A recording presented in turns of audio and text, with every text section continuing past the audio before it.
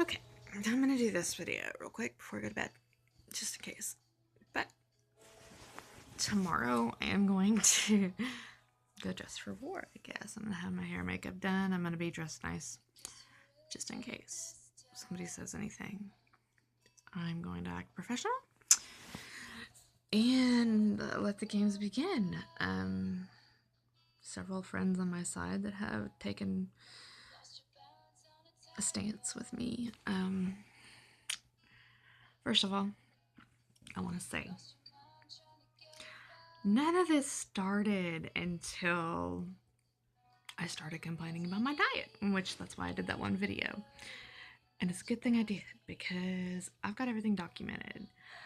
Back in December, I asked because it wanted me, be able to go home for Christmas, see my family. I wanted to see my niece and nephew. They knew I had a baby niece and a toddler for a nephew, and then Curtis had his daughters. And knowing that, they arranged this trip. They talked to Curtis. They talked to Amy. Amy picked me up. Well, I saw something on on-demand court records, and it said order of no contact, and I was like, crap, I wonder what this means. I'm sitting there going, surely it doesn't mean I can't have no contact with kids, because with my children, I get it.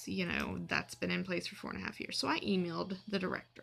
Well, I was flipping out first, upset. So the secretary had come into the RCF when I was kind of trying to figure this out on my tablet.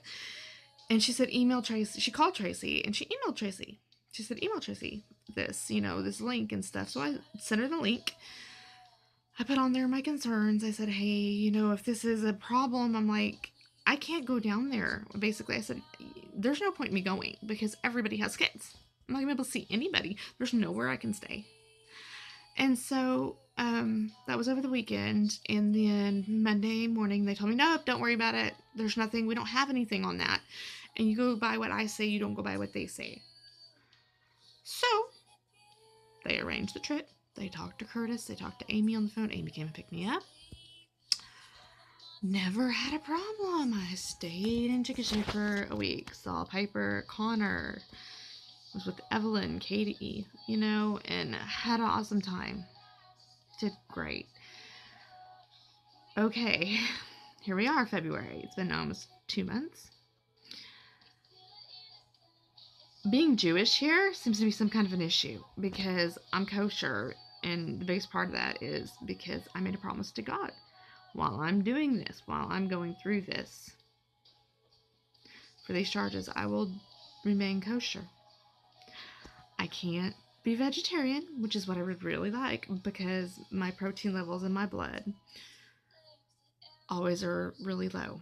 And so, I was on extra protein at OFC, and my protein still stayed low, normal range. But when I eat, kosher, we eat, regular, don't get extra protein or anything. It's really, really low. And then my body, I have so many scars from wounds not healing, bruises. I get sick, and I've been sick. I've been on 5 rounds of antibiotics in 2 months. And I got that abscess. And the dentist is like, how are you getting this? I don't get how you're getting this abscess. I'm not getting enough protein.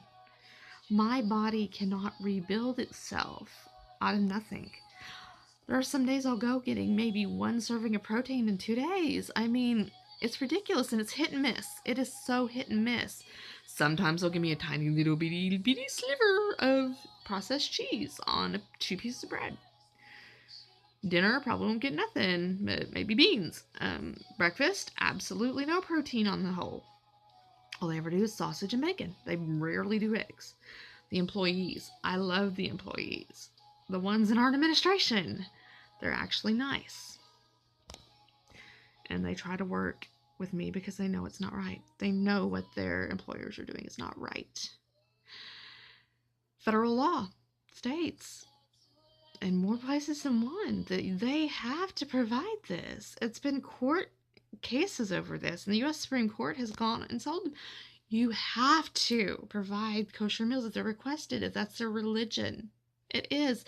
I have documentation proving it. I have been kosher since I was in county jail. I was kosher when I was at OFC. I'm not just making this up. So, that's what started this. And all of a sudden, here comes this paper.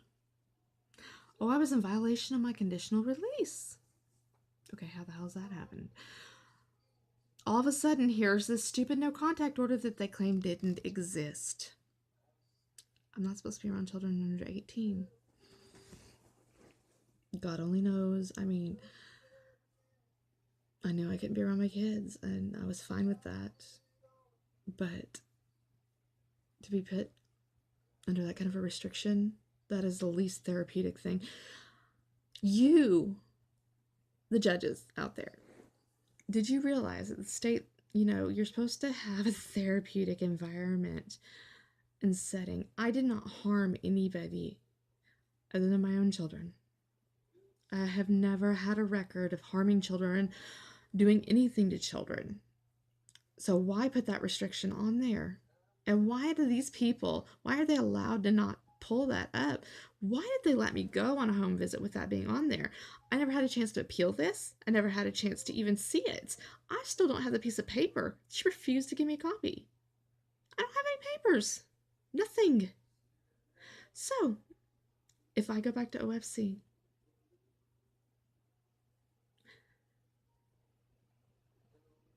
I go knowing I did nothing. Nothing at all. And I go with a lot of friends on my side that I'm sure will sit there and pick up a phone every day getting attorneys for civil rights. Because this is all documented on my Facebook. For once, you know what? I'm grateful it was public, every bit of it. Because it can't be altered. It can't be changed. They can't delete it. They can't just say it didn't exist. I have an email on my Gmail, so thank you for Facebook and Gmail. Because otherwise, they could really screw me over pretty much. But I have a feeling they're going to try to anyway. But I have so many people that are on my side, and I thank you very much for that, all of you. Amy, Tara, Jessica, Debbie, thank you for standing up for me. Keisha, thank you for believing in me. And yes, you're right. I've never been this happy in my life. And a lot of that is because I think I've been on and off antidepressants since I was 18, and I didn't need to be on them. When you treat somebody who's not really depressed, they're not having problems with the chemicals in their brain, it's the hormones from your thyroid and stuff. When you treat them with the antidepressant, sometimes it'll make them more depressed. The only time I've ever tried to commit suicide was on antidepressants. That should have been my clue, I guess. But my thyroid was screwy. It's normal now. I mean, as normal as it can be with medication. And so I don't have to take that all that stuff. All those medications made me into somebody I don't even recognize. But I am happy now, despite the circumstances, despite the fact that where I'm at, despite the fact that I probably may never see my kids again. I'm happy. And if I go back to OFC, be even happier. I have family and support system there, and I will be okay. Either way, I will be okay. I can tan at OFC as easily as I can tan here. I can write here. I mean, I'll miss my computer to where I can type, but I'm okay. So this is my suggestion.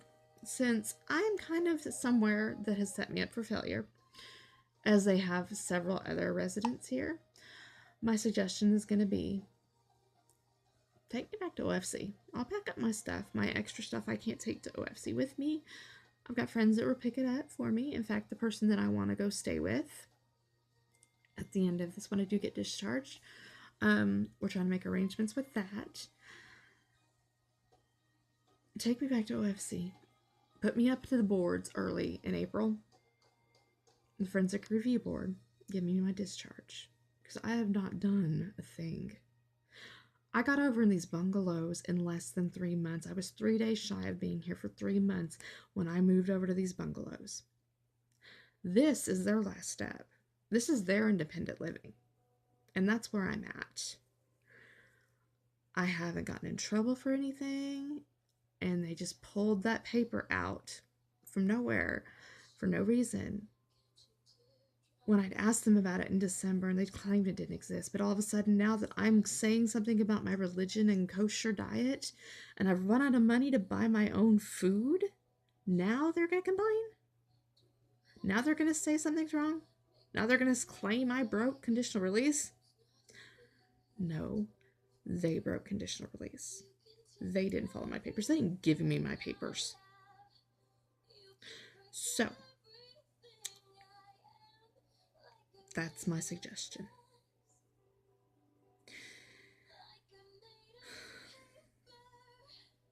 And I'll be happy either way. If they follow federal law and let me have my food, that'd be great. Gravy. I may not be able to see my niece and nephew again. That'll break my heart. But if I can get discharged, especially early, win-win for everybody. Get me out of here, or OFC, or whatever. I'll never be y'all's problem again. And I'm never going to hurt any kids. I was on Ambien. I'm not dangerous. Children have been my life since I was 12, taking care of kids. And there's quite a few of them that are in their 20s right now that would attest to the fact that I didn't hurt them.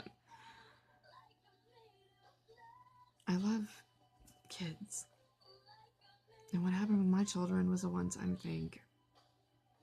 I was on Ambien. I had a psychotic reaction from Ambien. Do not punish me for the rest of my life for it. I'm not supposed to be punished. I'm an NGRI.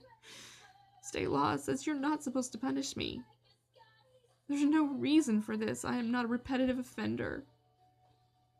I didn't molest a child. I didn't do anything like that. So do not punish me. I'm supposed to be getting treatment, therapy. It's not very therapeutic to keep me from my family when most of them are kids. And I'd be around adults who could supervise me. So just do it with supervision. But that's all. That's all I've got time for right now. I'm going to upload this video and I'll make some more tomorrow if I'm still around. I'll see y'all later.